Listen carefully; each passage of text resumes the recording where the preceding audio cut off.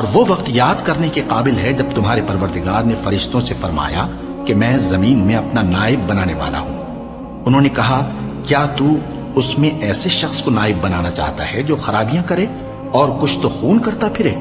اور ہم تیری تعریف کے ساتھ تسبیح و تقدیس کرتے رہتے ہیں۔ فرمایا میں وہ باتیں جانتا ہوں جو تم نہیں جانتے۔ اور اس نے آدم کو سب چیزوں کے نام سکھائے، پھر ان کو فرشتوں کے سامنے کیا اور فرمایا کہ اگر سچے ہو تو مجھے ان کے نام بتاؤ۔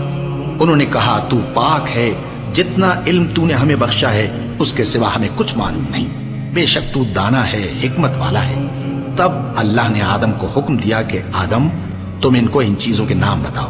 سو جب انہوں نے ان کو ان کے نام بتائے تو فرشتوں سے فرمایا کیا میں نے تم سے نہیں کہا تھا کہ میں آسمانوں اور زمین کی سب پوشیدہ باتیں جانتا ہوں، اور جو تم ظاہر کرتے ہو اور جو پوشیدہ کرتے ہو سب مجھ کو معلوم ہے۔ اور جب ہم نے فرشتوں کو حکم دیا کہ آدم کے آگے سجدہ کرو تو وہ سب سجدے میں گر پڑے مگر شیطان نے انکار کیا اور غرور میں آ کر کافر بن گیا۔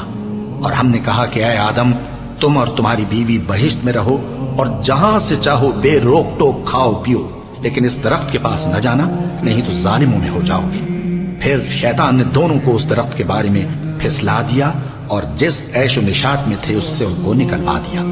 تب ہم نے حکم دیا کہ بہشت بری سے چلے جاؤ، تم ایک دوسرے کے دشمن ہو، اور تمہارے لیے زمین میں ایک وقت تک ٹھکانہ اور معاش مقرر کر دیا گیا ہے۔ پھر آدم نے اپنے پروردگار سے کچھ کلمات سیکھے اور معافی مانگی تو اس نے ان کا قصور معاف کر دیا۔ بے شک وہ معاف کرنے والا ہے، بڑا مہربان ہے۔ ہم نے فرمایا کہ تم سب یہاں سے اتر جاؤ، جب تمہارے پاس میری طرف سے ہدایت پہنچے تو اس کی پیروی کرنا کہ جنہوں نے میری ہدایت کی پیروی کی ان کو نہ کچھ خوف ہوگا اور نہ وہ غمناک ہوں گے، اور جنہوں نے اس کو قبول نہ کیا اور ہماری آیتوں کو جھٹلایا وہ دوزخ میں جانے والے ہیں اور وہ ہمیشہ اس میں رہیں گے۔